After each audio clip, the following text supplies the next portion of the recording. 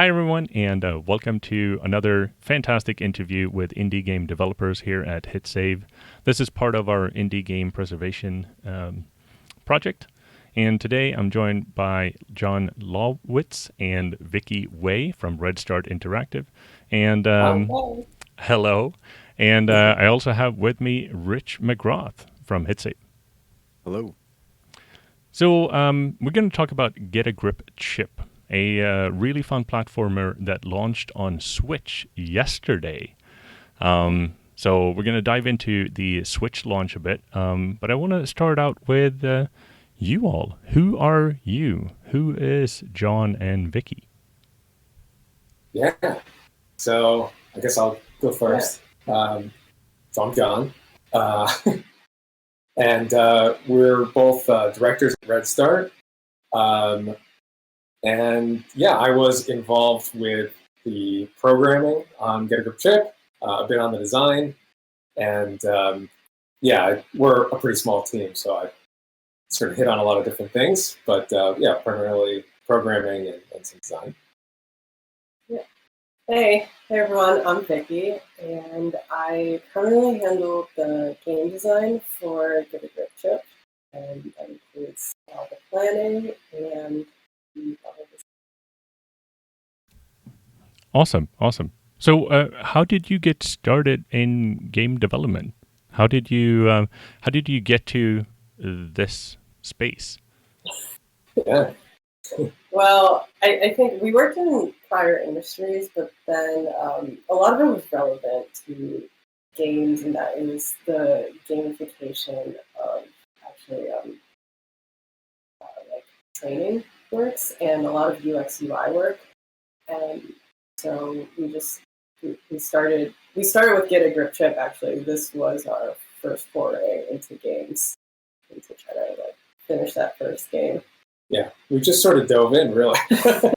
But yeah, we were both previously working for larger companies, web development, UX, UI, that sort of thing. And yeah, we thought that this would be way more interesting and more of a challenge. And yeah, I think there was a lot of appeal in the challenge of making games and starting a business.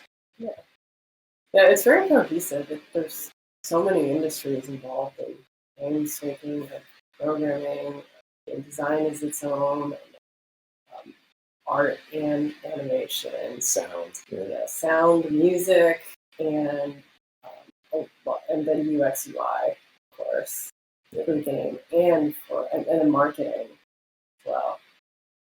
There are a lot of moving pieces to this. It's not just programming and putting some nice sprites together. Yeah, yeah. So I think there was some appeal in trying to tackle a fairly complex project, and yeah. So, was it you quit your jobs and let's start developing a game, or were you working your 9-to-5s, coming home and like bootstrapping it? If so, what was that process like, and when did you decide to make that decision to okay, we don't need the 9-to-5 anymore? Yeah. So initially, we were working at night or on weekends, that sort of thing. And yeah, so eventually we made the decision like, well, I think we'd be able to do a much better job if we did this full time. And yeah, we just made the leap to do it.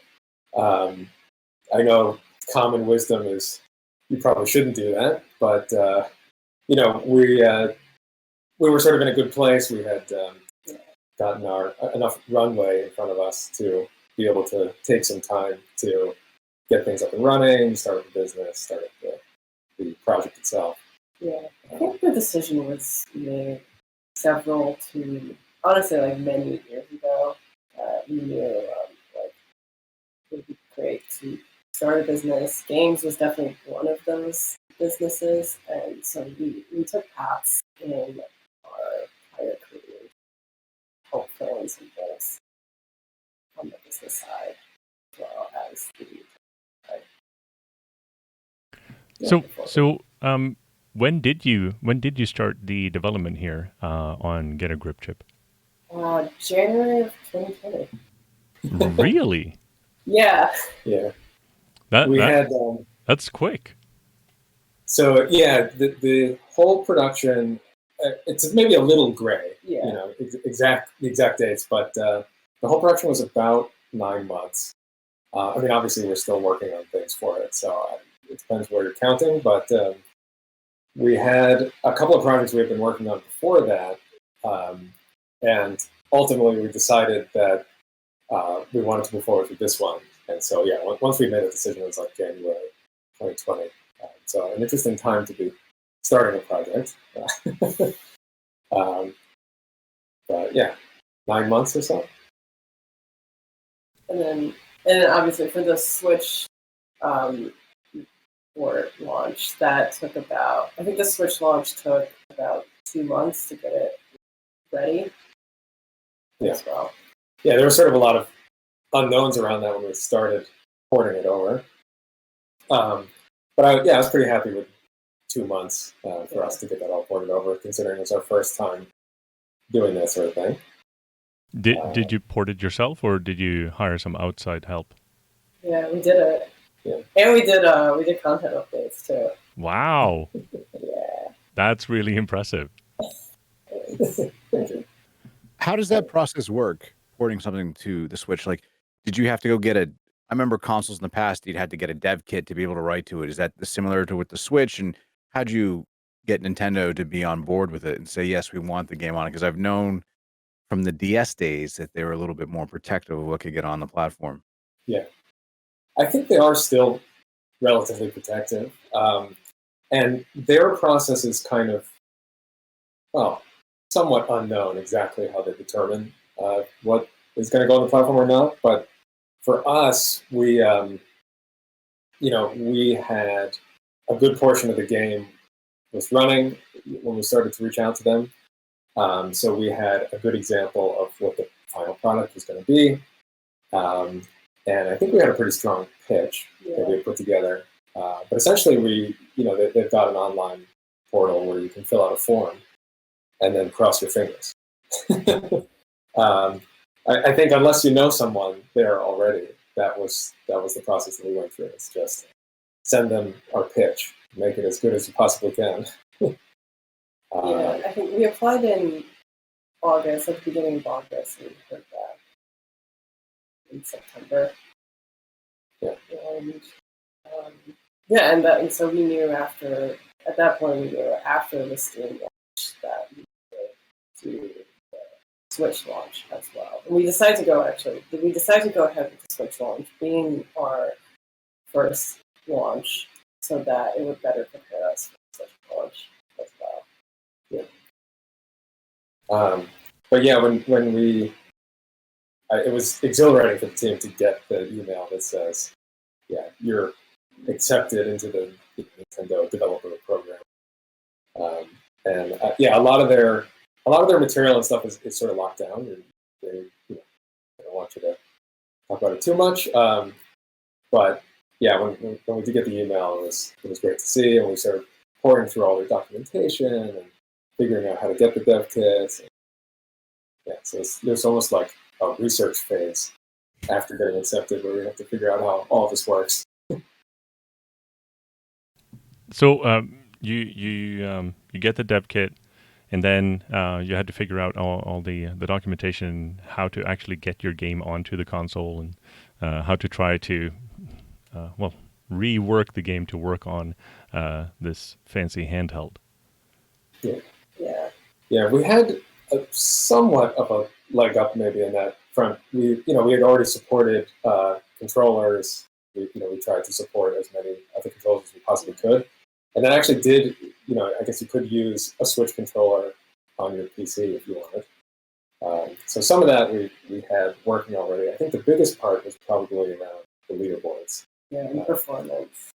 And the performance, yeah, because the Switch is a pretty small device. We were hooked into the Steam leaderboards system, so then we had to rehook back into the Nintendo leaderboard system, and we also, I think, we had to rework some of the code, so it was a little more fun, right? Yeah, initially there was a couple of areas of the we just got away with it being a little, little less performant than it could be, because it was running on desktop, where we could assume reasonably that people could run a 2D game with no problem. But I remember in particular there was some of our particle systems were just a little too heavy for the Switch, and so we ended up reworking how they worked. Ultimately, I think visually they didn't end up looking all that different.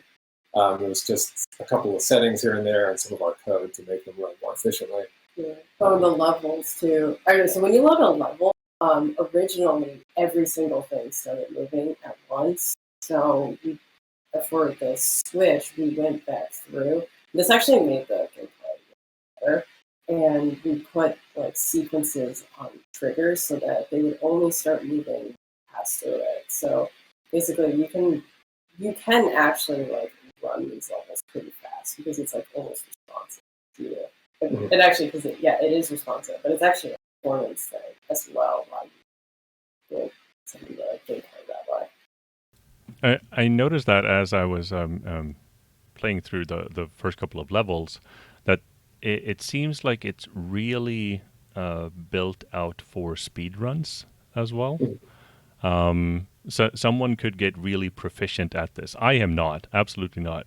But I can see someone else be very, very good at this in speedrunning the game. Was that something that you had in the back of your minds when building the levels out?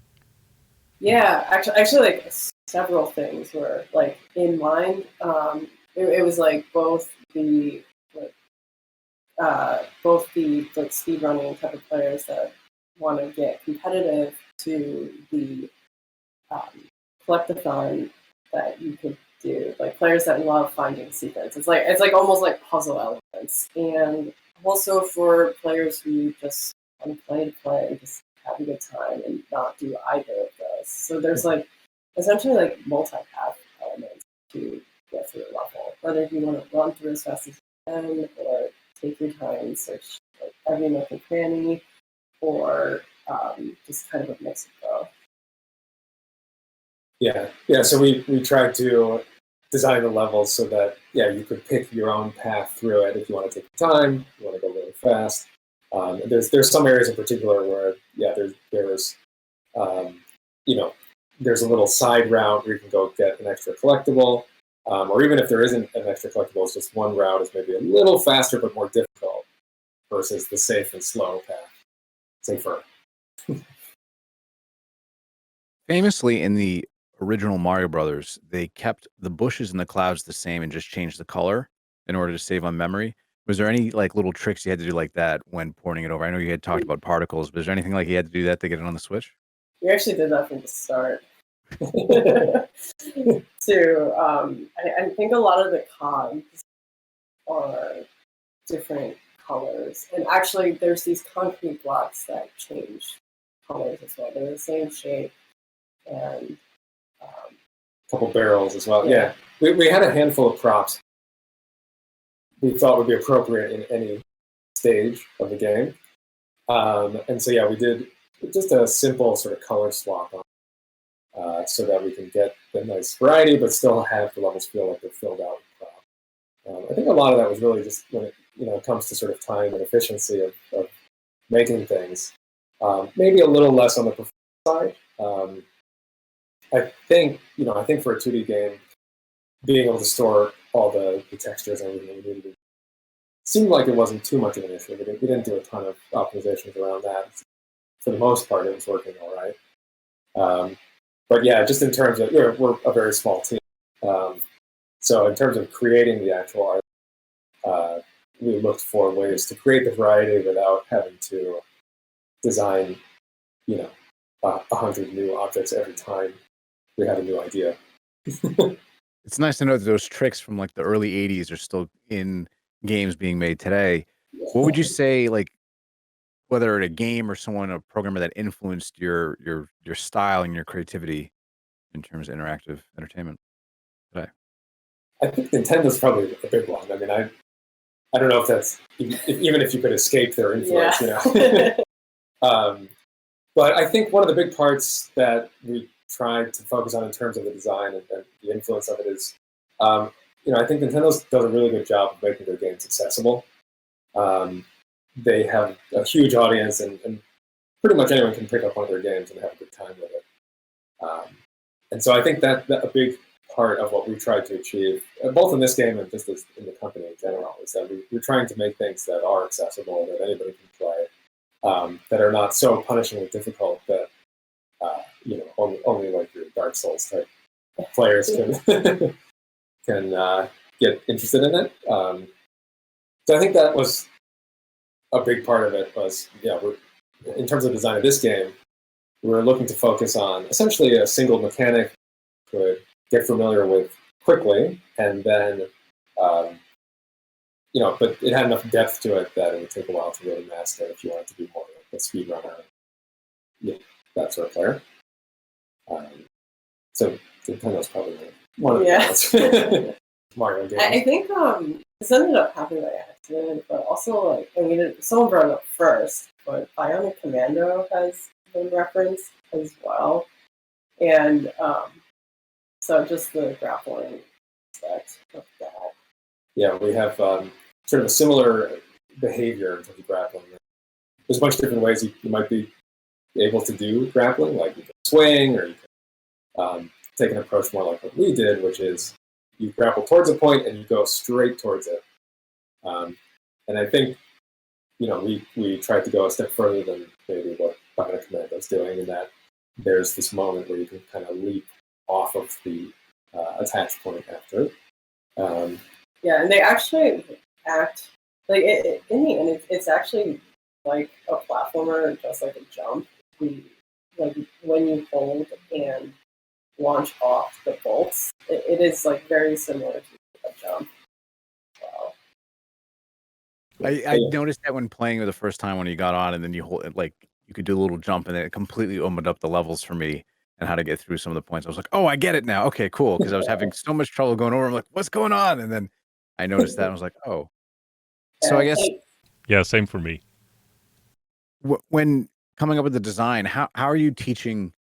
One, how are you teaching players to learn those mechanics in game? Like, what is that like? And then trying to see how players interact with it and trying to figure out how come they don't get this.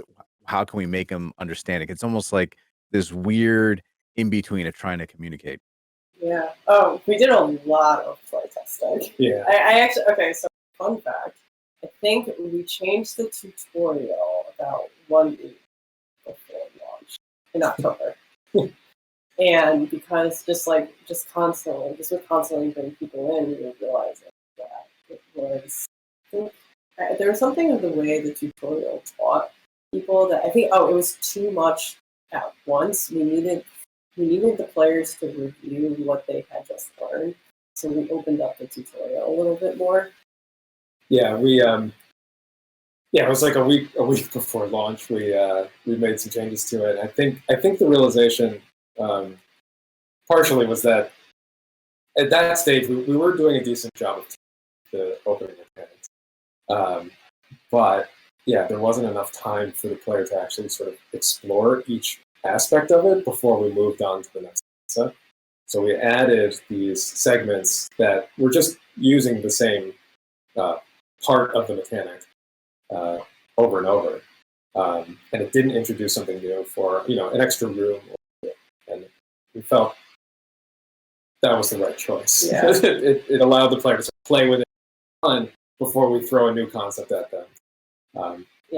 Like that element of exploration, even though it's like a limited, try to add some exploration to it, so you can just walk around. In a safe space. Yeah. But teaching the player took, as you mentioned, took a ton of iteration, both with our play testers, in the tutorial, or even just when we were initially designing Chip. We went through a ton of iteration on like the millisecond by millisecond movements of the hook, and how long it takes from when you connect to when Chip is at the anchor point, and every little tiny number in that sort of equation. It's fine tuned to till it felt right. Yeah, so Yeah. that definitely took a lot. Yeah, it definitely has a really good feel to it. The speed and the how the gravity behaves and everything. It just feels right for the character. So yeah, I would imagine that would have taken a lot of testing and a lot of iterations to get just right. Yeah. Similar Yeah. to what you see in brawlers as well, getting the punches just right. Mhm. Yeah, I think yeah, it was definitely a process. I think we were sort of surprised at the like the difference that a very small change would make. One of the ones that I remember tweaking a bunch was just aiming, right? So, we've got the right stick on the controller. If you move it around, you can aim in 360 degrees. We had played around with a bunch of different options about how that would work. And it seems like a very simple thing. Like, you just aim. How hard could it be? But yeah, we tried things like locking the aim to specific angles. So we sort of snap in 8 ways or 4 ways. And that was all sort of in an effort to try and get the launch off of these bolts to go a particular direction or be more consistent and provide some forgiveness for the player. So I think ultimately it is locked to certain directions, but there's a lot of them. It's I forget the exact number. 16 or 32. Yeah, like 32 different directions. So things should feel a bit consistent, but there's still a ton of expressive ability to make decisions or mess up. So I want to dive into the game itself. So we've been talking about it. Get a grip, Chip. We've been talking about the mechanics and everything. So I'm gonna showcase a few things here. I'm gonna start out with some screenshots, and I would love for you to talk to these. I'm gonna Absolutely. talk about what we're seeing here. Yeah. So that's Chip. And the battery bus. Yeah, so this is in the first level, actually. I'm sorry, not first level. It's in the first world, and this is one of the challenge rooms, and I think this is one of the first times we were teaching the player to go over static drones before they start moving around and you gotta leap over them. Yeah. So it's a relatively early challenge, but yeah, it's a secret area, so it's got a little bit more difficulty to it. As you can see, the ground is completely dangerous, and there's obstacles in the air that you have to get through. So if you like managing more than one thing at once. Yeah. This is the basement of the factory, which is why it's the first world, and it's got that hazy, musty basement feel. The background there, just the window, was actually an art asset that we had added later. There was a couple of spots throughout the game where would have a more unique sort of background element. So this particular one only shows up in a first world, and we thought that this room was a really good one for this game. But yeah, I think it was added pretty late in the production. It's the storage room for the drones. Yeah. Yes. This one is this is one of the boss levels, or the chase levels rather. I always really liked this particular puzzle or this challenge here with. So each of these columns would collapse as you grapple onto them, and I think once we had put that into the game, we were like, okay, this is really fun. This has got to be one of the chase levels. Yeah, so in this moment, you can see Chips jumping towards one of the battery boxes up in the top. I think this particular one went through a ton of iteration as well.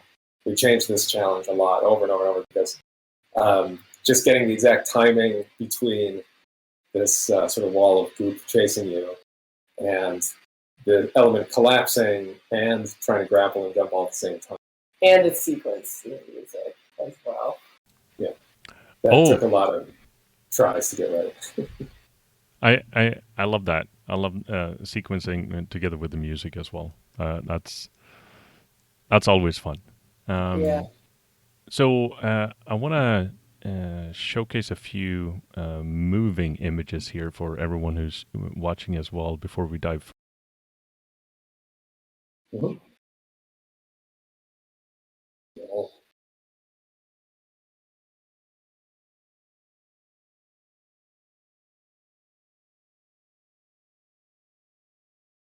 Sure. So I want to dive into some of the moving images here as well to kind of showcase how the game looks when you're playing it as well. So you can see here, Chip is moving at lightning speed, grappling all these little, what do you call them? Buttons or Bolts. bolts? That's right. So the core mechanic here, grappling these bolts, moving around, and finding these small little bots that will follow you to the end of the level. And it's just super smooth. I was very, as I said before, I was super happy with how good it felt. And I mentioned this earlier before the interview as well. I love hard platformers. I have a real hard time when I can't jump, though. So this was a mental shift for me to kind of move into thinking about how do I transport myself and kind of move around the levels. But as you said, grappling essentially becomes jumping. Yeah. Yeah, I think we found in our play testing that most people, it takes them a minute or two to get their head wrapped around just the main mechanic, right? The fact that you can't jump and that you have to do all of your movements through grappling, which was interesting to see. And it's sort of interesting to see people sort of work through that problem as they're playing it. Yeah, in our play testing, I think we most people within maybe a minute or two of just playing start to get the hang of it and start to see what it's all about. And you can see sort of the light bulb go off. And I feel like once we saw that in our play testing, we thought, okay, yeah, we're onto something here. That's And yeah, we did realize we were careful about progressing the difficulty of all the levels, and just it was. I think a lot of these are the later levels. And this is one of the harder ones. This is the final room of third to last level. You have to sneak between 4 bombs. Yeah. And before they explode. So so we definitely had to make sure that people progressed incremental ways as well, and step it back a little bit to get the player a break. Yeah. We one of the things we're looking at is just how often or how much of the screen is currently dangerous. Yeah. So looking at just the ground, for example, the difficulty of the level, you could maybe measure it by what percentage of the ground will cause you to lose. Yeah. And in the first couple of levels, you can see that there's large stretches of area where it's mostly just fun, right? You can just grapple from point to point. There really aren't that many hazards that can get in the way. Yeah, if you messed up, you just land on the ground and it's back around. Yeah, and then some of these later levels, there's no safe zones. Yeah. And this one's actually deceptively easier than it looks, because basically the saws are in a way that once you, I think the launch is fixed, so once you launch off it, there's a lot of way between where you are in the air and the actual saw. So some of the stuff just looks harder than it is, which is also Yeah, we tried to make the challenges in a way that people felt good, or that there was a lot of close calls. Yeah. That was a really hard balance to find as well, and I think the playtesting, was invaluable finding. Yeah. This one's cool because you can go the one with the spinning saws. There's a couple ways actually go. Like if you want to just like jump over the top, you can do that, or you can just like hang on and go to the bottom. And that's a little bit safer as well. One of the other things I think that made a big difference, at least for me, when we were working on this, in terms of how the grappling felt, was some of the visual components that go along with it. So obviously, like the timing of everything and the spacing was, we had to be very careful about tweaking all of that. But there's also a couple of relatively subtle visual elements, I think, that also just make it that much more satisfying to grapple everything. So when you attach to one of these bolts, you can see there's a little ring that comes out each one to just kind of indicate that you did connect to it. Or the packing peanuts that like come out of the box when you come back in. Yeah, that's really fun.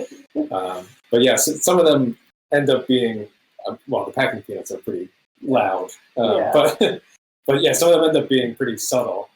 So you might not even notice it while you're playing, but you kind of feel the moment where you connect. You know sort of subconsciously that you connected to the bolt successfully. You said, you're indie company, smaller company. How did you go about getting playtesters and going through that process for your game? Yeah. Okay. So when it was in person, we utilized the Game Dev community in New York, which was both Wonderville and NYU Game Center. So Wonderville is like a bar, I think near Bed-Stuy, and sorry, but they're a bar. Okay, Wonderville is a bar in Brooklyn that runs a monthly play testing, and just like people from the community can come in and like test out their like whatever they're working on, no matter what state it's in. And they also do arcade stuff too. And then so NYU has a game program, and so they run a week playtest Thursday, and there's tons of people that come by, and so we just go out and bring it to people. We got like a ton of feedback. Like I think we were going out like every week to like get people to playtest. And then once we went off online, so we had started like then we just set up like OBS. We're just reaching out on social media at first, and then Wonderville and NYU. So then we just did remote thing on Discord. Yeah, we I guess so. It's a bit of a hustle. Yeah. I mean, it was a good amount of effort to have something ready for these weekly playtesting sessions, and also just to find them and sort of get involved with them. Does take quite a bit of effort, but it's totally worth it. Yeah, it's so worth it because like people are so creative and come up with so many different ways to like break it. Yeah, break it, play it, and like find and they try to, and yeah, people are just so like so many different ways of like thinking about like the world, and we would find people like trying to solve something a certain way to move forwards. And we're just like, oh, this is a great idea. I think one point in the earlier levels, I lowered the pipe just because someone was trying to figure out how to go over that way, and I had set it to like have the player go under. It's like it doesn't matter, like they could go over as well. Mm-hmm. And yeah, it's sort of like eye-opening, just to get someone else's perspective on your idea. It was pretty amazing how sort of blind you get to everything really, and especially I feel like especially in the level design, you've been looking at it so much, you've been playing it, and you sort of came up with it to begin with. Yeah. So it's really hard to try to sort of distance yourself from that and look at it with fresh eyes. Yeah. It's like I think actually our composer said because she actually participated in a lot of the playtesting, and she said it's basically like playing games against your own brain. It's like playtesting your own game. And actually we had a lot of like friends playtest. Okay, really fun story. I think John's grandma playtested it as well. Oh, that's cool. a really big part of like helping us like revise the tutorial as well. Is she a gamer, or is it kind Now of? she is. Yeah. She is now. Okay. I love it. No, so I think maybe she played the original NES, like when it first came out, but probably had not played a game since. So yeah, that was great to sit down and play the game with her. And yeah, we made some revisions based on her input. Yeah, it's a lot of fun. That's fantastic. I love that, involving your family. I mean, family and friends, of course, but yeah, the an older generation as well. I love it.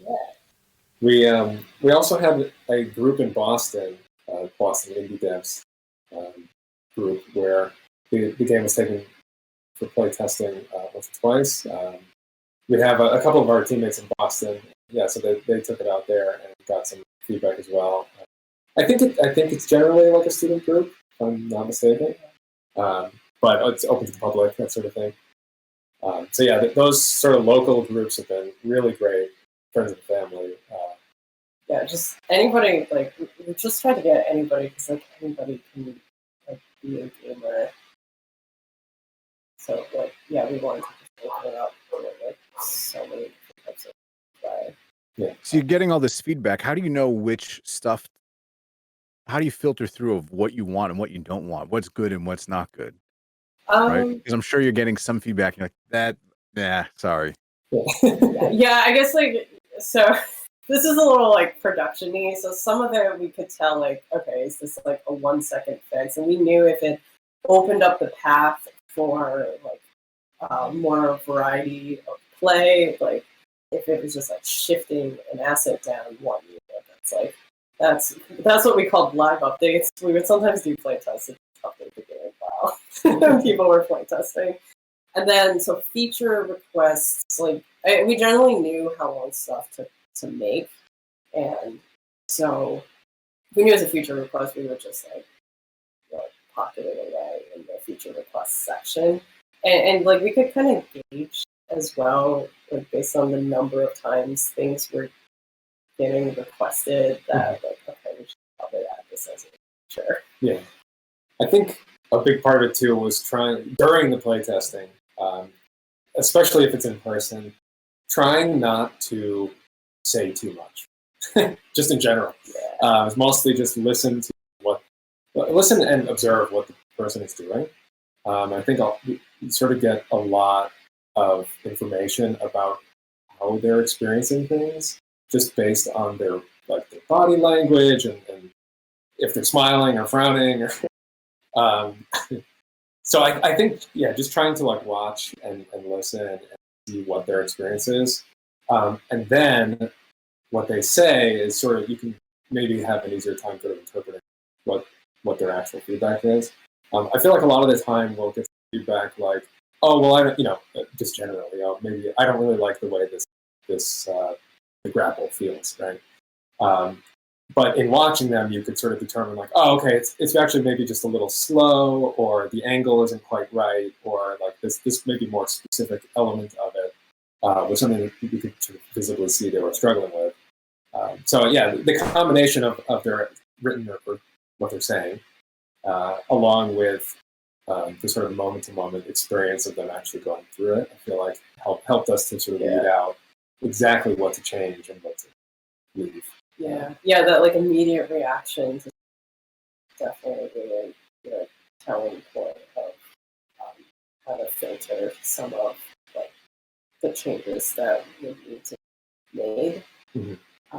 And actually when we were online, actually they'll send us video rather than doing the write-ups of how they felt, and also made for less play testers actually. It's just like play the game, just record, and we'll be able to tell like based on like where you're getting stuck and how much you're trying something over and over again. Yeah. And we also did take like one of the repeated feedbacks was like the ask for more checkpoints. There were actually half the number of checkpoints for a very long time before that was added, and it did make the game way better. Yeah, it's one of those things where it's really hard to know. Like we might get a piece of feedback that's along the lines of like, well, the game's really difficult, or like this one area I keep dying, like, or the game's maybe frustrating in this part, and so it's maybe not terribly specific exactly what to do about that. And I think, yeah, over the course of multiple playtesting sessions, we sort of identified a pattern and determined that if we did add more checkpoints, it would make the game a little bit easier, but it actually didn't take away from the challenge of it, or maybe we were a little hesitant at first, like, well, it's going to be too easy, or it'll just make things trivial. But yeah, once we sort of took the leap and changed it, I think the game ended up much better because of it. So yeah, I guess sometimes the direct feedback you get isn't the change that you ultimately want to make, and it's sort of the more feedback you can gather, the more sort of notes you can get on a particular thing. Maybe the easier it is to determine exactly what area needs to change. Yeah, it's kind of like data collection, actually. We just try to collect as much data, and we're just trying to identify patterns from different types of players, and that would help drive some good. Yeah, and trying to remove your own bias from it, as I mentioned, you just sort of get blind to a lot of this stuff. So yeah, trying not to sort of contaminate your data with your own opinion. And you can't be too emotionally attached to it.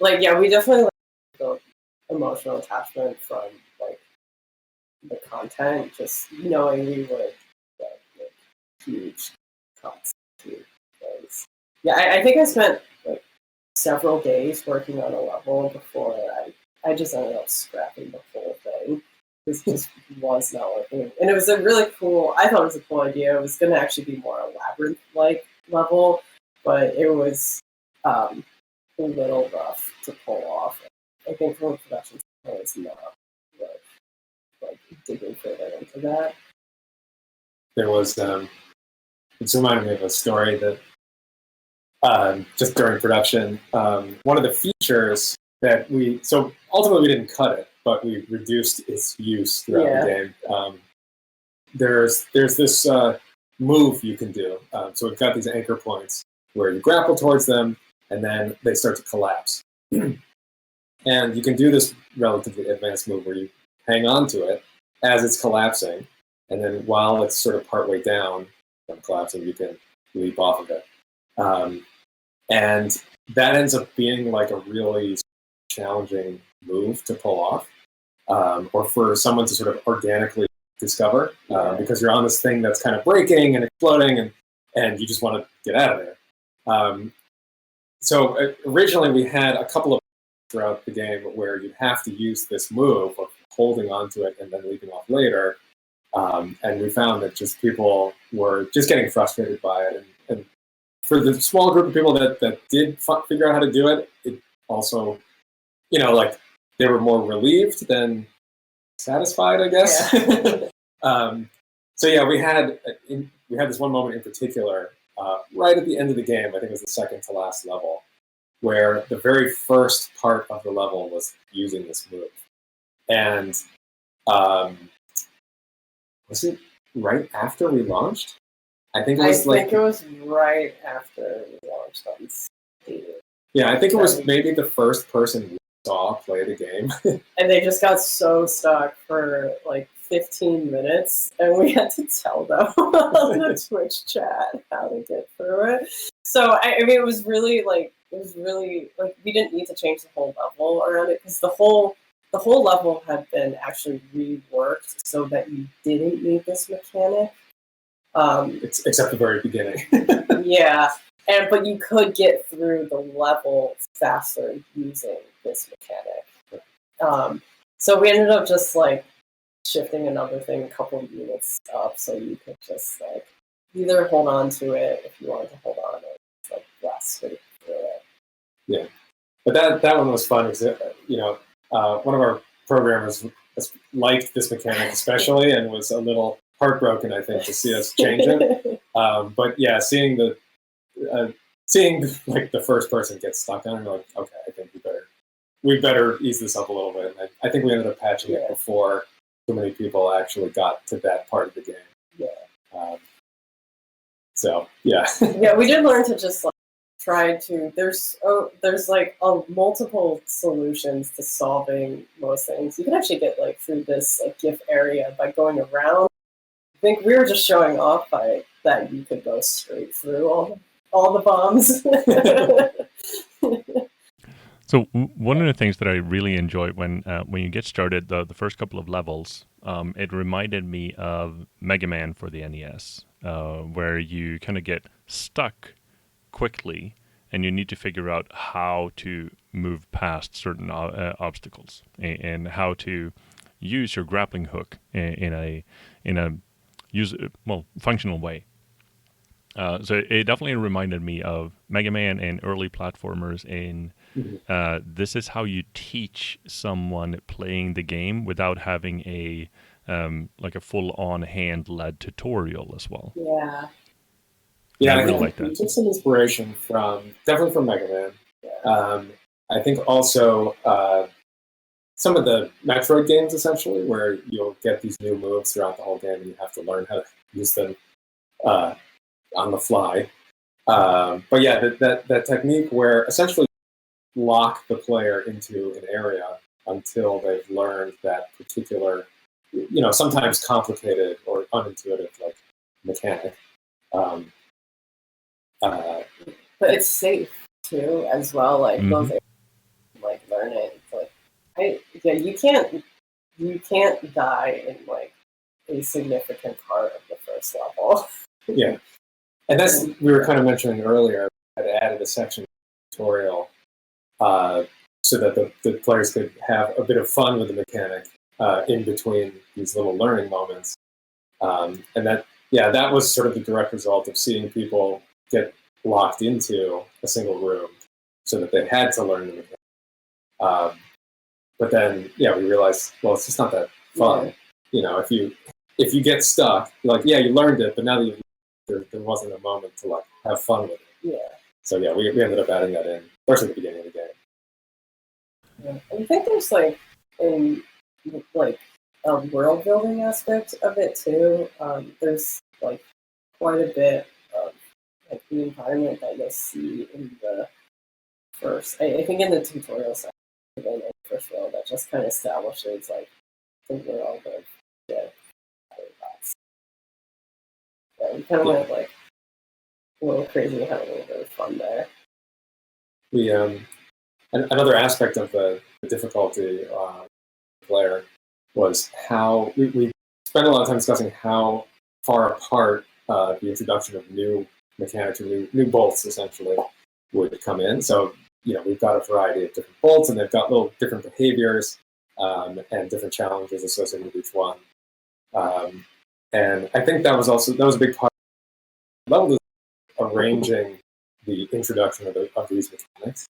So we had designed a level around a particular mechanic or a particular bolt. And as we progressed through our playtesting and development of the game, we took some of these levels and rearranged the order that they appeared because they were much harder. Yeah. Oh, yeah. There's a good this in the last world. I think it's called Major Lasers, but it's like the introduction of lasers, and that used to be the 5th level of the first world, and it was just like the lasers were so difficult that just mostly like with time constraints, we were like, okay, we're just gonna put this in the final world because most of the level is built. It is fun, but like trying to like learn how to dodge lasers and while you're still getting a hold of grappling is a little bit much. So some like shifting went around. We shifted a couple levels in the first world as well, just like and that was like the cool part of making like, a level by level game is that you could just shift levels around to handle the progression. And there is also a level in the 4th world used to be in the first world, and that level was almost done before we shifted it back into fourth world, but that was actually a world building thing because it had conveyors. But because the theme of the fourth world is more like high techy, we just like said, like, yeah, okay, let's do it. Let's just move it to the fourth world. It like thematically fits better there as well. And then so we just like adjusted the difficulty. It's easier to make levels difficult than it is to make them easier, so that wasn't that bad. Yeah, easy and engaging. Yeah. But yeah, I think that was probably one of the hardest aspects of making this game in general, is balancing the difficulty and the progression of the difficulty. I think not only did we shift the levels around and sort of shift the introduction of mechanics, but we also introduced just the level progression, or an aspect of the level progression where the player can kind of choose to tackle a particular level next within certain bounds. So what I mean is, at the beginning of each world, you have to play the first, and I think and the second level, if I'm remembering correctly. But once you get past that, 3 levels open up, and you can pick which one you want to try and tackle next. And in order to beat the world, you can actually skip one level completely if you need to. So that let us. Well, we had a couple of iterations through that whole system, like how does that going to work and unlock and that sort of thing. But what that let us do, it did have a level that was harder. We could put it towards the end as one of these that you could skip if you really wanted to. And so, yeah, that let us sort of have a balance between, okay, the regular path is maybe a little easier for your more casual players, but then there's these more difficult challenges, even within a single world. But yeah, it took us a while to sort of figure out that balance and how that might work, if it made sense to people. So I want to dive into some of the early prototypes that you had as well, and kind of showcase these for everyone who's watching here. So let's pull up some of the early prototype images first, and then we'll also dive into a video. Yeah, so this was a piece of concept art, essentially. We were trying to sort out what the fourth world would be. And we had a vague idea exactly where it was headed sort of thematically. We wanted it to be like sort of this research type of facility. I think like the prompt was like high tech. Yeah, I think there was a little bit of maybe like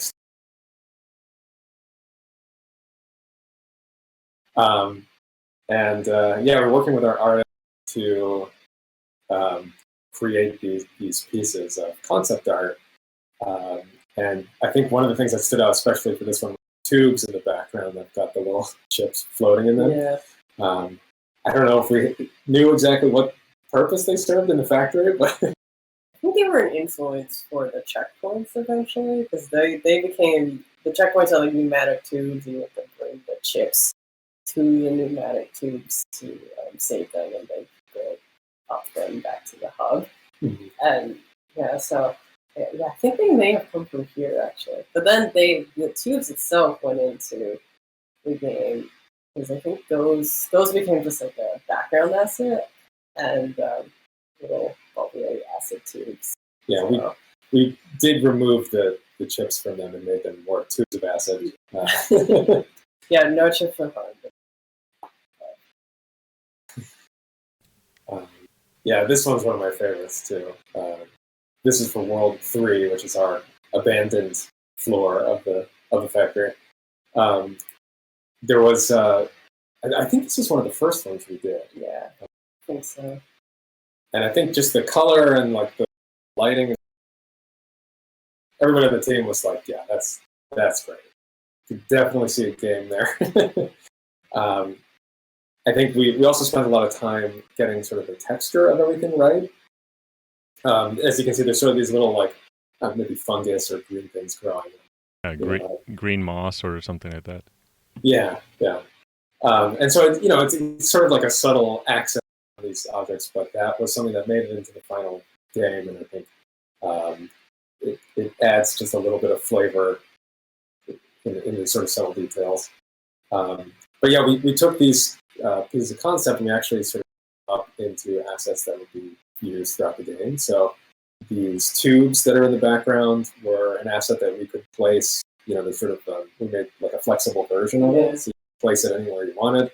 The vines. The vines actually came back as chains, wires, and so speaking of like assets that it's actually the vines, the chains, and the wires are similar structure, but then overlaid with totally different sets into it. But they they're like a wiry thing that you bend and they more or less animate the same way as well.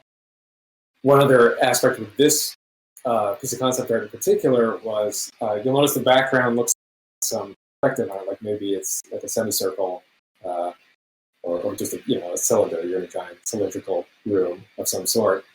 And we were looking at this and we're thinking, well, it's a 2D game, so how does that work? How can we make this work? So I think it ended up being the only 3D asset in the whole game. We've actually took this texture of the windows and we mapped it onto a cylinder, and that's in the background. And so as you ascend this room, you can actually see the perspective change a little bit in the background. Ultimately, it's pretty subtle, but we really liked the way that the cylinder looked here, the background looked, and so we figured it was worth. It was worth putting a small 3D asset in the background to do that. Yeah, I agree. It looks phenomenal. Let's see what we have next here. Yeah. Oh, this is the lasers. They were in the world because we put them in really early on in play testing, and actually there was that green thing. We used to have two things you could collect, which were these screws, and we ended up cutting that for the bots because it just helped make the game a lot more focused. And you might notice the chip looks a little different here. Yeah, yeah, very chip different. will makeover after this as well, and so did the battery bots. Yeah, so this was one of the early designs. They were experimenting with chip, and he was originally going to have this sort of screen-like face. But I think we wanted to. Well, I think we wanted to go cuter. I think the screen ended up just looking a little I don't know. It's not that it's not cute necessarily, but it's a little bug-eyed maybe, or it wasn't quite the right tone that we wanted to go for. And then the design of his body also was a little too old-fashioned. It wasn't. Yeah. Actually. Yeah, the grapple. So the grapple, I think you'll see, it comes out of the middle of Chip's body. We hadn't moved it to Chip's head yet, and as we were doing concept art, the grapple on the head was reading so much better. So we shifted it to the head, and I think it paid off because you can really see where the grapple is at all times. Yeah, that was one of the big focuses for the character design in general. Was obviously we wanted to make a character that was appealing, but the game focuses around just a single mechanic. So we figured that should be front and center. The main mechanic should be so obvious that the minute you see the main character, you can get an idea of what's going to happen.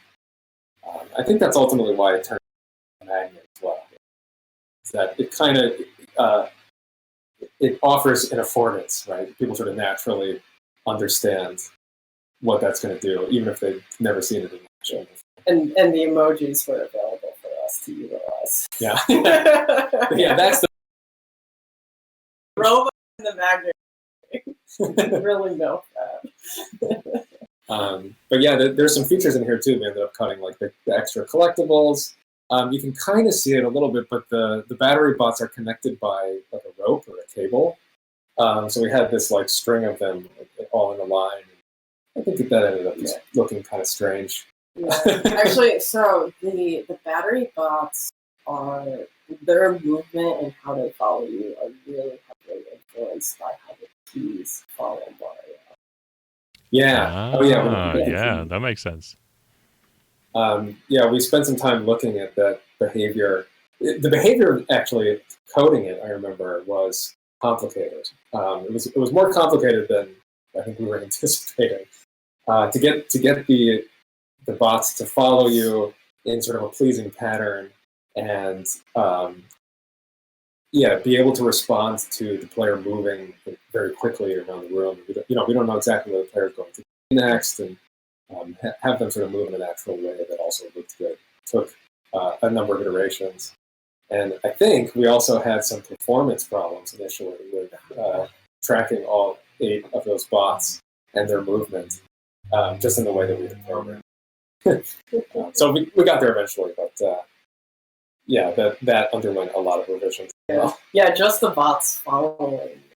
But it's cool. Like, it feels like it's like visually very pleasing when you're like swirling around through the air and all of following you. And actually, one of the unlockable skins that we added for the Switch release,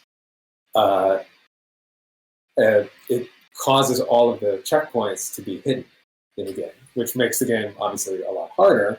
But what that also means is that the battery bots don't get rescued until you reach the end of the level. So if you're playing with this particular skin, you can get this long line of battery bots following you throughout each level, and that's a lot of fun to see. That's cool. I think we have some iterations as well. Yes, here of Chip. Yeah. So the ones on the left here, I think, were very early. Well, actually, maybe those came later. Now that I think about it, because he's definitely got the hook on his head. Yeah.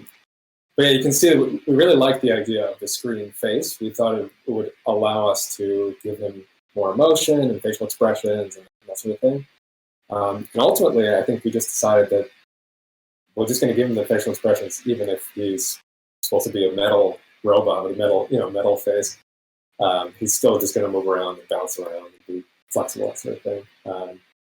And I think ultimately, one of the main reasons we moved away from that you can see on the right-hand side was essentially the simplicity of the shapes. So you can see these are kind of pretty complicated. Like his body shape is, what is it? It's hard to describe. Yeah, Chip's got 2 arms. Yeah, some of these. Yeah, he's got 2 arms. And yeah, I think it just ended up looking sort of complicated, didn't as well. And so you can see on the left-hand side, we're trying to find some nice, simple, appealing shapes that would read much faster, but still get us some of that expressiveness. It's funny, you can kind of see, where he came from. There's one sort of in the middle, it's the bottom right of the left-hand side, where that's pretty close to what Chip is. We just ended up making face and body a little bigger and gave him the little arms. But yeah, you can see how he sort of we took pieces from all of these designs and to come up with the final one here. I still like a lot of these though. Oh, the one with the mouth, the grapple coming from the mouth is so good. Yeah, the one it looks kind of like a frog. It's really expressive. It's very cute, but I think that for that one, it was maybe a close decision at one point. But we thought that maybe the thing coming out of his mouth over and over would end up being a little off-putting. Just a little. Have you thought about releasing these on as an update as here's some different versions of Chip if you want to go through? That's actually a fantastic really idea. When we were coming up with the different skins for Chip or equipment, we call them. I think we came up with 90 skins. It's too many. We wanted them to all be puns, so we were just one day where we sat down and came up with 90 different skins. And ultimately, we had to pick our favorite 8 or so. Yeah, we went down to 8, but there's always room for more. Yeah, so it would be pretty awesome to do a prototype type Chip. Yeah. But yeah, that would be great to do. It's a good idea. So speaking of prototypes, we do have an early prototype video as well that I think ties really well in here. So let's have a look at that and chat a bit about what we're seeing here. I think this is one of the first ones. This is like when we took this out for playtesting. Yeah, I think this was the one that we took out to Wonderville. Yeah, the first time it went out. Yeah, it was, I think, well received. You can see it's pretty rough, though. I think that the main difference in playing it for me is that just the controls feel very stiff. You can see a lot of the main idea is here, but yeah, it just didn't feel good. Yeah, it's not very forgiving. Like you really precise on the joystick.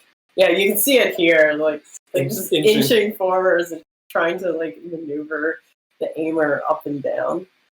And another thing is like it was originally going to be roomed, and we ended up opening it up way more. Also, you just walk into like a hazard and die, which is a little rough. And how do you make it feel? Like obviously, just looking at this and playing the game, it feels different. Like what is that process to make the controls feel the way that they feel? I don't know how to explain that better. Yeah, I think there was actually a lot of like forgiveness in the controls that we ultimately put in, and I think a lot of the process was really, going through the playtesting and identifying where something didn't feel quite right. And I think a lot of the time the solution to that was adding essentially forgiveness. Yeah. So making it, trying to make the game behave in a way that the game does what the player is intending to do, even if they didn't exactly push those buttons exactly the right way. Just as an example, like one of the things that we added is, this may be a little bit on the technical side of things, but when you press the button to actually grapple, you would expect that the grapple comes out. Right? You push the button, you would expect it to grapple. But one of the areas where we added this forgiveness is if you were to press the grapple button a little early, right? So let's say you press it, the thing comes out, and then you want to press it again. If you press it before the grapple has actually fully come back to you, originally, nothing would happen, right? So you press the button a little too early, and because it hadn't fully reset yet, nothing would happen. So we added this forgiveness where if you press the button a little early or late in some case, the grapple will still come out. And so, yeah, like on the code side of things, it's not exactly intuitive to say, okay, read the input early and then apply it later. So it ends up making things like a little side for the player. It just feels very natural, right? Like if I push the button, you expect it to come out, even if it wasn't timed perfect. Another area was just in the player's feet, essentially, or like in the character's, not feet, but the wheels. So we were seeing that people would make an attempt to land on a platform or on an edge, and they would miss it by like a fraction of a pixel. And just because they were a little bit, they wouldn't make the jump, and it's very frustrating because it looked like you were going to make it, and it felt like you had done everything right, but you still missed. Yeah, and so it just didn't feel right, even though technically they did miss it. So yeah, we had added this forgiveness where even if you're a little below the ledge, as long as you were within a certain range, we would just sort of nudge you on top of the platform. And yeah, it just feels better. It feels more natural. God of War 3 has a lot of forgiveness in it, and so we actually looked at that game a lot, and we're breaking down how they were doing things to just like add a lot of that in ourselves.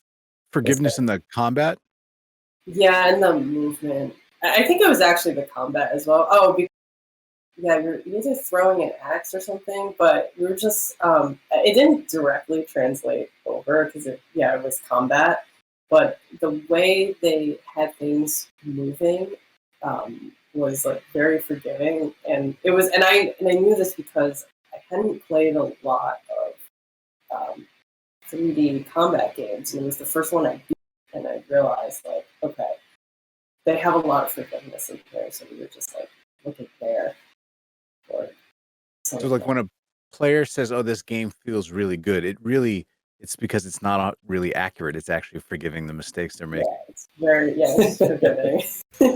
Yeah, but ultimately when you're playing the game, I think most people don't notice these sort of things at all, which is great because you want them to sort of be happening behind the scenes, and people just getting into a flow and just enjoying it and not worrying about, oh, was I off by 2 pixels, or did I push this button at exactly the right millisecond? It's more just like being a natural extension of their emotions. Yeah, it feels like play.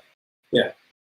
I think the other half of me, I mean, it was literally millisecond by millisecond timing of the movements of the grapple, and the distance as well. So I think we spent a good amount of time tweaking exactly the grapple would be, and then, and actually a point of like forgiveness as well is your aim, right? So when you go to grapple out in this original version here, you can kind of see it, but you really have to get the grapple right on top of the points. Yeah, to miss that collectible there, even though you're like a quarter of a unit away from it. And yeah, it just didn't feel great to, again, be like a pixel off, or spend a lot of time like carefully aiming the stick in exactly the right direction. We wanted people to just sort of just get a sense of where they wanted to go and be able to go there. Yeah, so yeah, the grapple, I think Collider is a little bit larger than the actual art asset. I think it's approaching twice as large, actually. Yeah. and there's actually a collider in the cable as well. So if the cable like is within the vicinity of an anchor, then like you'll still grapple to it. So it's actually not just the grapple hook that allows you to hang on. You can also use the cable. Yeah, and that we found that if people grappled too early, the grapple hook would extend beyond the point, and so then the cable would collide with it. And so yeah, we wanted to get that hit it as well. So yeah, it's sort of like these unintuitive changes or tweaks, but once they're in there, you don't even notice. They become completely intuitive.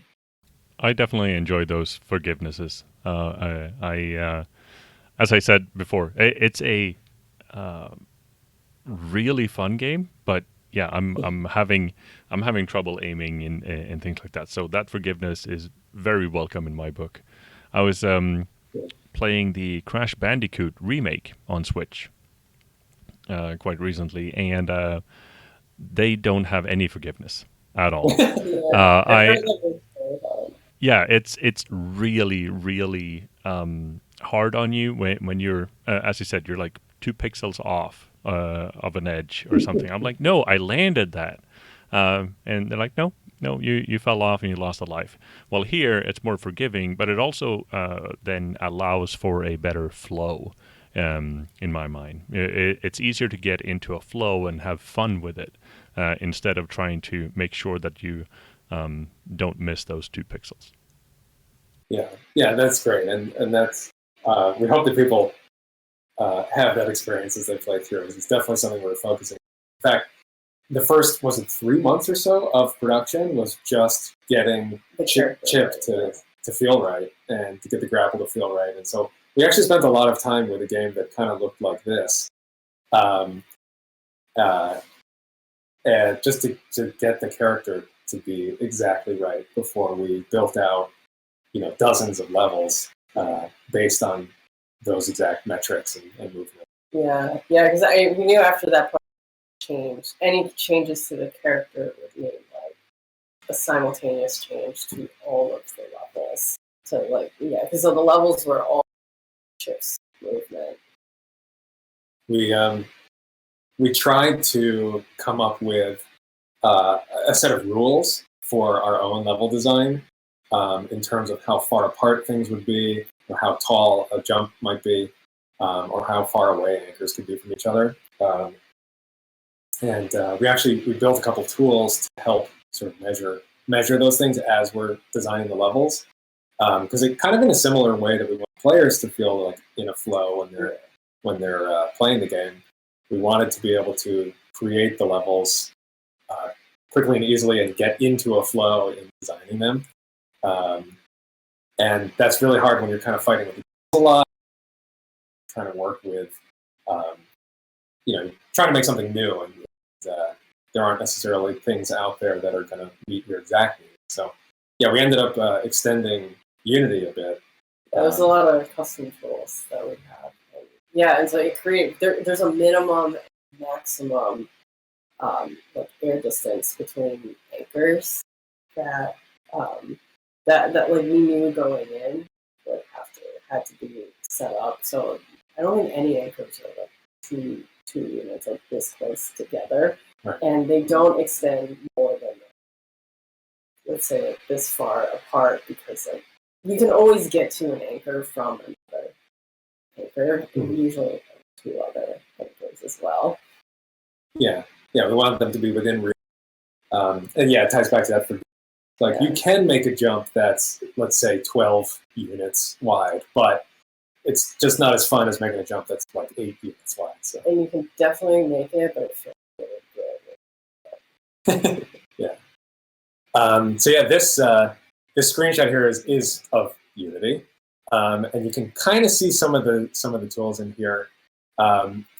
In the top left, there's circles there, and that's actually indicating the path that some of our moving anchors are going to take. So these ones spin in a circle, and so we need to be able to visualize exactly where they're going, so that we can measure the distance between them as they're at certain points around the circle. Yeah, or if they were going to go within a wall, or because we would have them pass through the like lava, all the other hazards, and then you can see another in the bottom right. There's a clef, a music clef icon. And so that is it's an indicator that the music is meant to change over to the next section when you reach that point. So when Chip walks through that zone right there, the music will switch over to the next loop. And this level in particular, I remember there's like a crazy part of the music that's supposed to be in time with these huge conveyor belt accelerated jumps. That one's like a little more precise, but it's meant to like make you fly a little bit. It's quite easy, but it's like kind of like a little reward towards the end. That level. So that was one of the tools to make sure that the music was kind of matched the action of the game. The sound icon, is that for the different sounds of the texture the chip's on?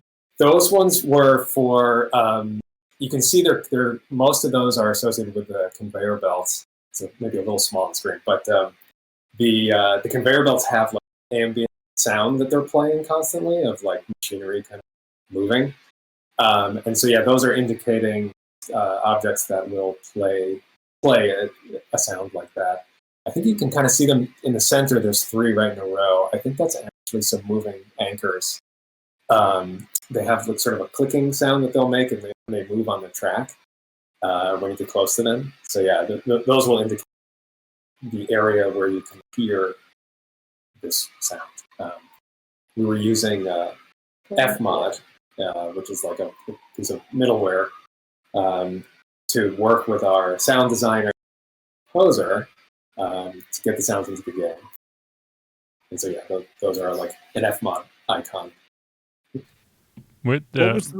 Sorry, go ahead, Rich. What was the reason for selecting Unity over, I think Unreal's now open too? What was the reason behind that? Probably familiarity. We had noodled around quite a bit, and so we knew we could get up and running a little bit quicker with Unity, and there were quite a bit of plugins that we knew about, and we knew that like, we had some background knowledge that we knew we could like get this game pretty quickly. Yeah, I think some of the tools that Unity has for making a 2D game are a little bit more refined than has a big focus on 3D, obviously. So I think that was part of the decision as well.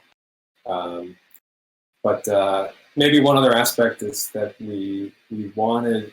I think the editor in Unity was like a big selling point and allowed the whole team to sort of have a central point where they could be contributing to the game or see and play the game relatively easily without needing a bunch of like programming experience or have to like compile the game.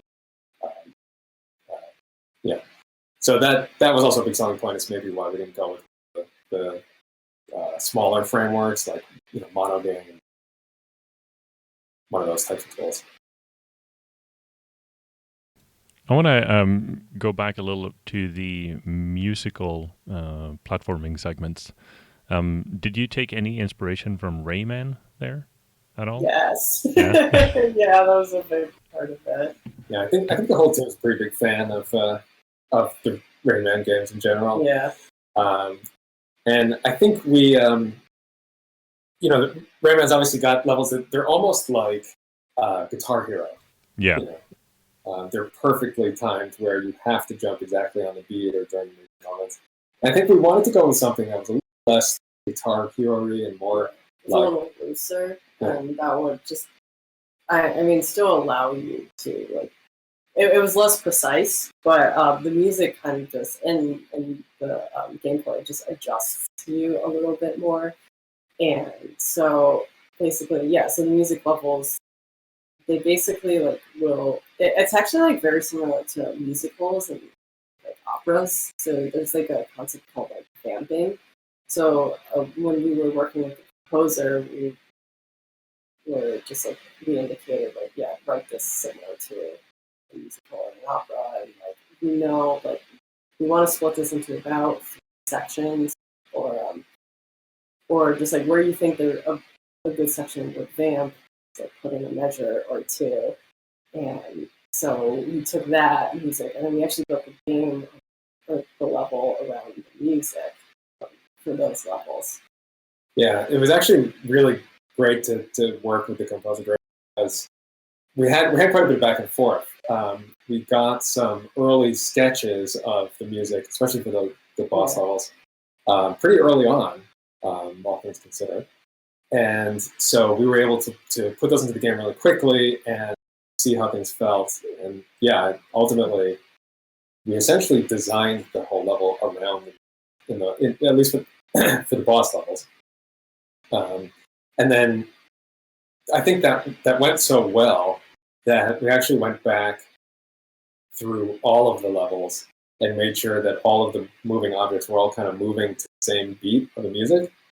And I think that was it was something we realized later on, but it tied everything together really nicely. And even if you don't notice it, that exact thing is happening, you can kind of feel it. Yeah, you can feel the rhythm. So even though like in the same world, like I'd say the second world, even though it's like the swinging things with chains on them, they actually like the timing, how they swing back and forth changes by level depending on the song that's being used, even though they come up multiple times.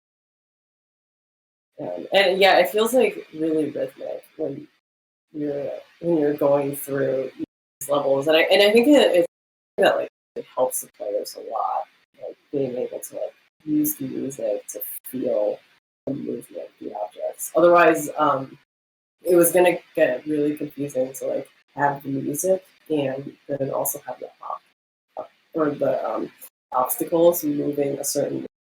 And so it's just like synchronized everything. We've actually got this giant spreadsheet of every music track and like a formula to calculate how many milliseconds are between, how many milliseconds each beat takes, so that we could time things out. And as we're tweaking the levels, like, okay, this platform needs one or two beats slower, or take one or two beats longer to move because it's hard, it's too fast. So we need to add 2 beats to it. That was fun. That's really cool. Yeah, that must have been some spreadsheet.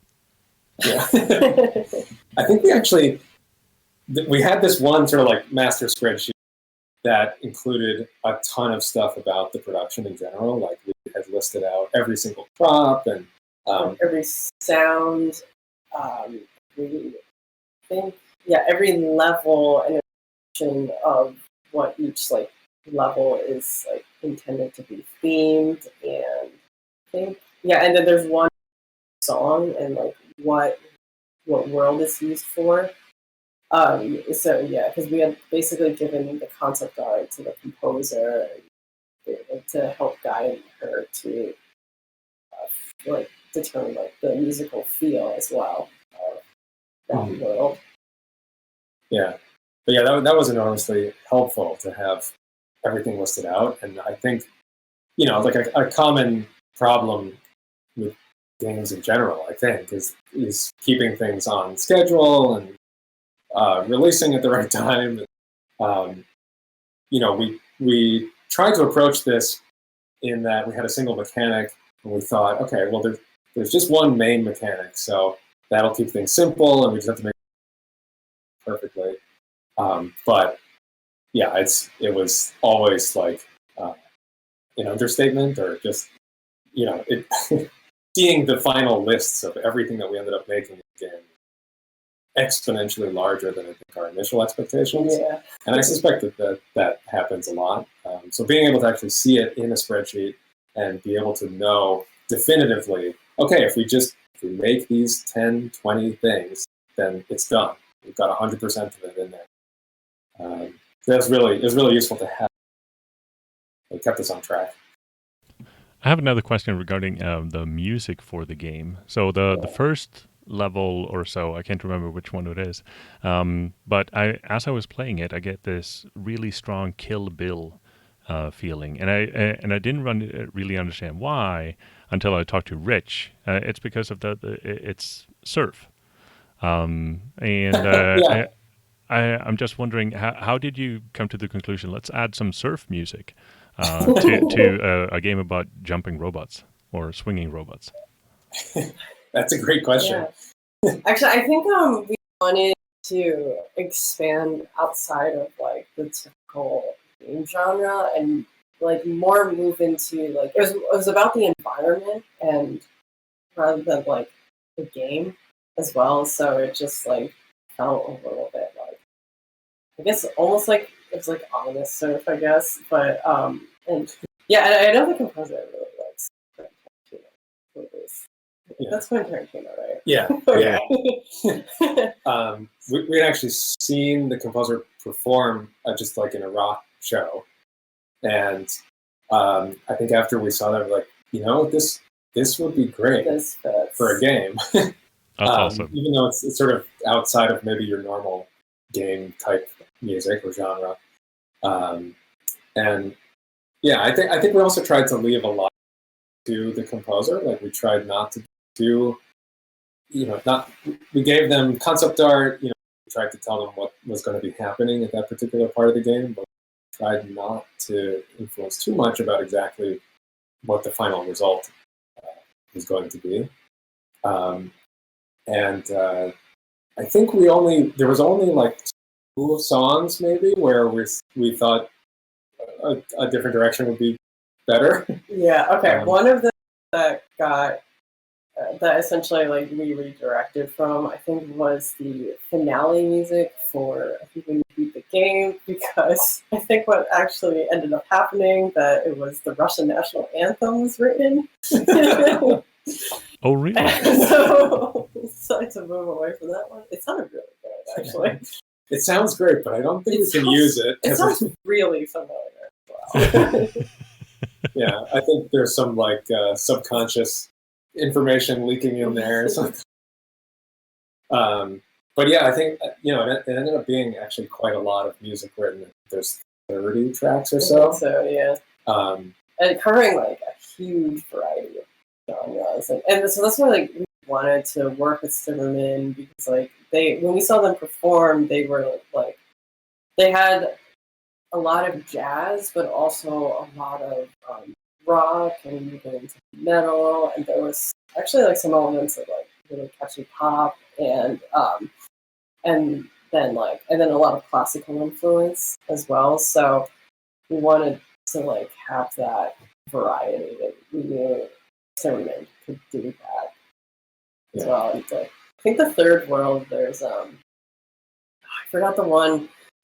There's a level that's called something level Tang or something like that, but it sounds very hip hoppy and it's really catchy and it's so good. But yeah, that's like more hip hop, and then there's I think there's for the classical nerds out there, there's like a Bruckner piece referenced at some point in one of the songs. Yeah, I think it's one of the boss levels has some Bruckner.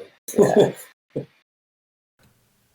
I love that you're trying to expand the game musically that way. I really enjoy the soundtrack, and it's on Bandcamp as well, I believe. Yeah. Yeah, I think it's on Spotify. You can pick up a copy on Bandcamp. That's probably the best place to get it if you want to get a copy. But you can also get it on Steam and Spotify. Yeah. So another question about expanding the game itself. So the game is available in English and Japanese. What was the reasoning behind that translation choice, and how? What was the process like to translate the game into Japanese? It was super. Actually, it was really fun. I'll start off with that. I like really enjoyed doing the translations and just working with the translator. And similar to like the composer, because it's like we're able to give them like a little bit of free reign to interpret it Japanese. So I guess like to start, we chose one language for like a couple reasons, because we wanted to build out our translation system, and we knew we weren't sure how difficult it would be, and then so we knew we wanted to do it for the Switch. And so the process was basically we chose Japanese because actually just based on like interacting with people, there were some Japanese players that were really interested, and I think like development-wise, it would probably be a tricky language to work with as well. Yeah, we figured it was pretty dramatically different from English, and that might present some challenges in terms of actually getting it into the game. So yeah, we thought that if we're just going to do one language, that's maybe a good one to start with, because it will run into a number of things that need to be solved. And if we can do that one, then we should be able to do any other. I think the only thing we haven't tried to tackle yet is right to left language, which presents another problem, but eventually we'll get there. But yeah, overall, so we had some translations before in other contexts, and that was typically like a larger process where things getting translated into 100 million languages and working with a large company to actually provide the translations. And I think, at least in my experience, it's always been extremely complicated and difficult to get the thing translated and then get the languages into the game. So I think we're a little nervous about it going into it, which is why we picked one language to do. It was way easier than we thought it would be, actually. We actually did so we were able to establish our own structure for it, and like Unity luckily just released like a new feature like 2 weeks before. We did use an experimental part of Unity for the translations, but it worked out fine. Yeah. Most of it's experimental. Yeah.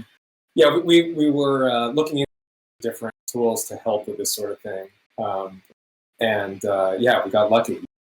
Unity released like a preview version of their localization tools, and we tried them out, and they were good. So and they worked on the Switch, Yeah, it's actually basically a spreadsheet of all the text in the game, and so we knew even from the beginning that there was the possibility that we would want to try translation, and that's why there's actually almost no text in the game.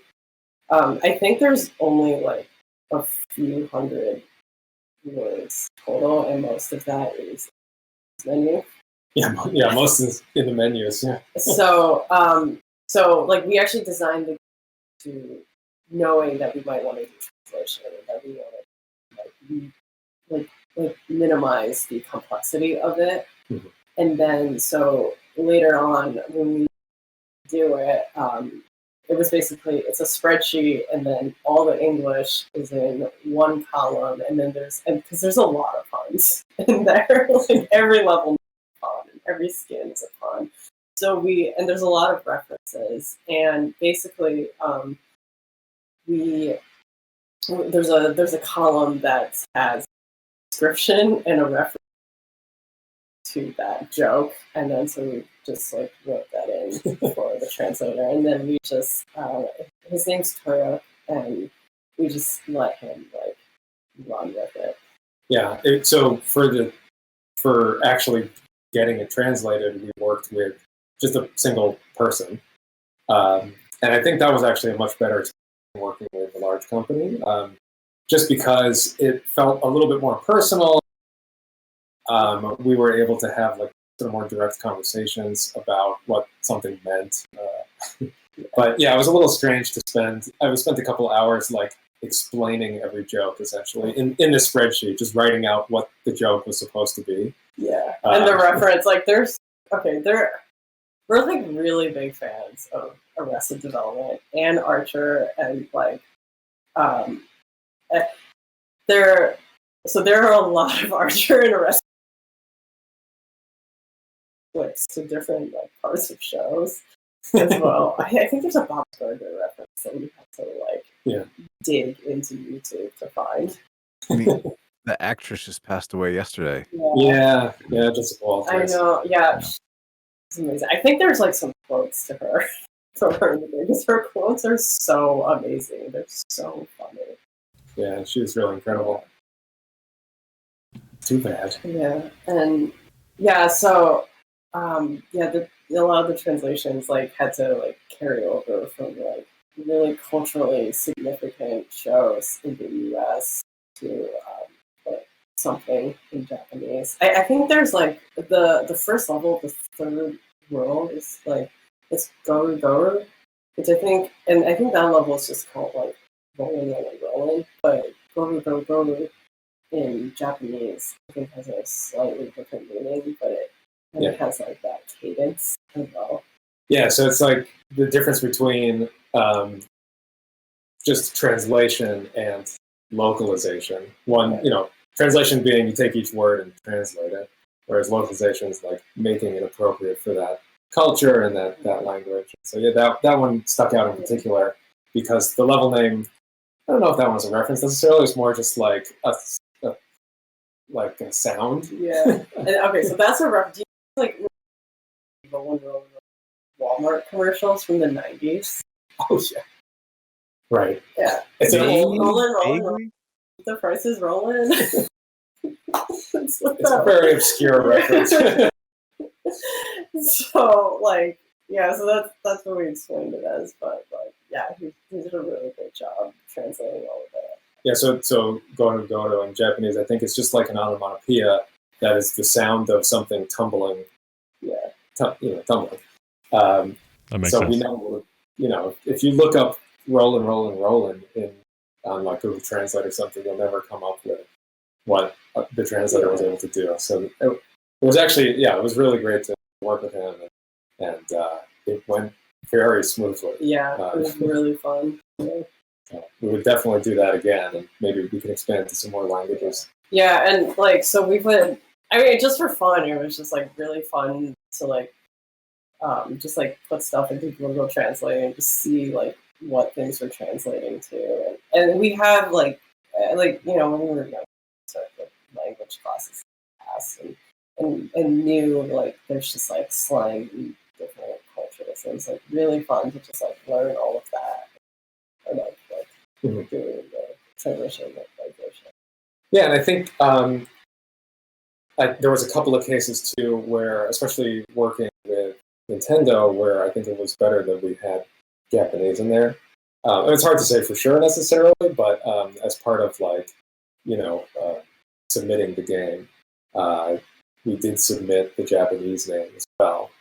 And I think it's paid off. We have a couple of like Japanese fans. There's been some like fan art that's come through. People made like pixel art of Chip and the battery bots, and so that was really nice to see. It's so good. They seem to be pretty excited about the Japanese translation. So speaking of the Switch, you launched on Switch yesterday. How did the launch day go? It was great. Yeah. We Stemmerman did a lot through her Instagram as well. Just like because video games are like a different genre for musicians, and like encouraging musicians like that. Yeah, you can write games for music, and it's really cool. And it's very collaborative too. And then I think we did a fun launch as well, and launch event like with event company in Boston called Trace Complete. They normally run Tekken tournaments online, but yeah, they stepped in and helped us out there. That was really fun. And I think it was mostly like the reviews have been really good as well. We're really stoked about. Yeah, I think a lot of our day yesterday was making sure that everything was released correctly and that it all went smoothly. But once that sort of was all done, we spent a lot of time, on social media, making sure that people knew about it, following up with anyone who had posted about the game, doing the live events, which is always a lot of work. So far the reviews have been very good. Yeah. We're pretty happy with that. No day one patch either, which is really cool. Yeah, we haven't had to patch the game. That's really cool. I know you can patch the game because you can always make changes, updates, add new things, but eventually you do have to move on. Does it ever feel like the game's finished, or you're just abandoning it?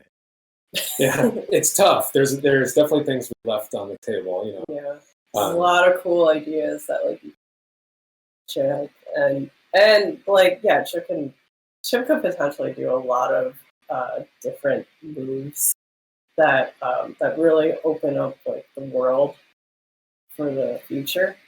Yeah. So I think, for this game, I think, we'll see. There's a couple of things, especially. But yeah, we started some conversation about some areas that maybe we want to add this particular thing, that particular thing. So yeah, it certainly feels like it just never ends. But yeah, at the same time, I think we will need to just set it aside and work on something else. But who knows? Maybe there's a Chip sequel in our future, or that sort of thing. Awesome. Like Sonic 2, and then he has a little partner for number 2, and now there's 2. Ooh. Yeah, we were talking about that. I think that would be a great thing for a sequel. So, hold off on the sequel news until you have something to announce, I guess. But yeah, we all know. Okay. So, what about the indie scene right now? What are you excited about within the indie scene? You said you started this game. You started developing on the game roughly in January last year. Quick turnaround. You got the game released on Steam. It's now out on Switch. What are your feelings about the indie scene in general, and what are you most excited about within the next few years? Yeah, I think the indie scene's like very dynamic, and there's like really, really cool ideas that people are coming up with, and I think a lot of games are pushing like the boundaries of games like wider, and I think everyone is like taking cues from each other, and we've actually been influenced by indie games as well, whether they are works in progress or release. So it's gonna be really cool to see all of it. Yeah, I think one of the things that's been great is just how open everybody is to sharing their experience or sharing information, or just sharing a game. And that's been really useful, especially in our playtesting, just trying to get people that are making games and talk about the industry and what their process was, or helping each other. Like it's a supportive scene, and everyone's like really open to like provide feedback on like one another's games. And we actually during like remote playtesting, we really try to like play a lot of the games out there, just because we had the setup to do screen recording. We really wanted to like just like utilize that to play other people's games in the indie scene, and so they could like they could get they could get some of that playtesting as well. Yeah, I think we found our translator, I think, through another small group, I believe. Yeah. So yeah, some of the like networking stuff's been great, and everyone's just open. I think it's tough to be an indie. Certainly in terms of like budget and scheduling, resources, and just reach. I think the marketing aspects for us in particular are like one of the harder things to try and to do alongside making the game. But yeah, it was great to see that sort of like very open, supportive of each other, because I think that sort of thing does help. But yeah, getting your name out there as an indie, I think, is very challenging. I think a lot of people struggle with it. What are you? Do you have any suggestions or any tips for someone who's getting started within the indie scene? How to reach out to people, how to find people. You might be a fantastic graphical artist or a developer, but you don't have the other skills. How do you get started? I'd actually say like try to go out, play other games, and because then you'll like be able to interact with other game makers, and you'll be able to like see the works in progress, see how like you might fit into that. I think that's how we've actually like reached out to some people, just like playtesting other games, and like just like whether you're going to like Boston Indie or Wonderville, or just going to one of the one day like come back in person, like going to the conventions. We actually went to PAX like 5 years ago just to like see what was happening and see like what went into making it. There's a lot of like work in progress there too, so it's like really fun. Yeah, I was going to say there's very likely some kind of local group that you could seek out if you're looking to sort of get involved. And I think, if you look around, I'm sure there's somewhere that has like an open call or something like that. I think we were lucky in that, at least initially in this project, we had sort of 2 weekly or monthly ones that we found we were able to go to. And so that was great. Yeah, just to meet other people that are making games and also feedback. I think that's enormously important. I guess the other thing that comes to mind in terms of if you're just getting started out is just to make stuff. If you can make something, or even if you're just learning about how to make something, just doing it, I think, is the most experience with making games, because it's always very hard when you're just starting out. And I think, I think keep things small, keep it contained, but don't let that stop you from just making stuff. I feel like one of the aspects of that led us to the Switch was just our willingness and the team's willingness to sort of just dive into it, because a lot of the information about how that's supposed to work and how to get the game actually on the Switch is not public. So you have to be able to sort of just dive in and get feet wet. Yeah, and yeah, just also dive in and apply. I mean, we weren't sure if we would be accepted by Nintendo for a Switch release. It's like really cool thing. And we went through it. And yeah, I mean, we just went for it. Yeah, and same with like, I guess this ties back. Yeah, this ties back to like getting yourself out there. Whether it's just like just going to the playtesters. It was actually really nerve-wracking. Like the first playtests we went to, we weren't really sure how to like handle it and how people would react. But it's okay if there's like visceral hatred. It's they really don't like your feedback. And the negative feedback is the best feedback for anything. And yeah, I think what you don't want is if someone just kind of shrugs, yeah, it's fine. You kind of want them to have a visceral reaction, whether it's very positive or negative. That'll give you something to go off of. But if it's just like, yeah, whatever, then maybe you lost their attention.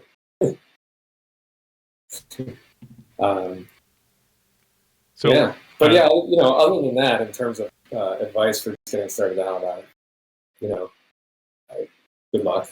It's definitely not easy. I think you have to be consistent, and this it's like a marathon, like a big endurance event. Like the production cycle is definitely like an endurance event all the way to the end, getting to the finish line. So there's a lot of stages. I guess one other thing that's maybe good to keep in mind is don't be afraid to cut things or change course or rework something that's just not working. I think there were a lot of things did cut from this game, but to be honest, I don't most of them. Yeah. Because ultimately, I think the game is much better off because we tried to keep it as focused as possible on a single main mechanic and a single sort of point of focus. And yeah, all the things that maybe we felt strongly about initially cutting now are not important. And yeah, it feels just fine. So yeah, don't be afraid to cut things or let things go. Was the phrase like "kill your darling"? Yeah. Something like that? Yeah, sort of a morbid saying. So speaking of getting your name out there, where can people find you on the interwebs? Yeah, okay. So our website is redstart.io. And then from there you can find us on Twitter, Facebook, Instagram, and Discord. And depending on your platform of choice. And so we're all Redstart.io on those platforms as well. And Twitter, like you can see our daily updates in Facebook and Twitter as well. And if you want to come hang out and chat, we're on Discord a lot. Awesome. And Rich? Oh, yep. RW McGrath and everything. rwmcgrath.com. Like, real easy. And I'm at Jonas Roslin, and you can find us at hitsave.org. Thank you so much, John and Vicky and Rich. This has been fantastic talking to you about Get a Grip Chip. It's super fun. Highly recommend everyone to check it out. And as we said, it's out on Switch now as well if you want it in portable mode. Highly recommend it. Go check it out. And again, thank you all, and see you all next time. Thank you. Thanks, Jonas. Thanks, Rich. Bye. See ya.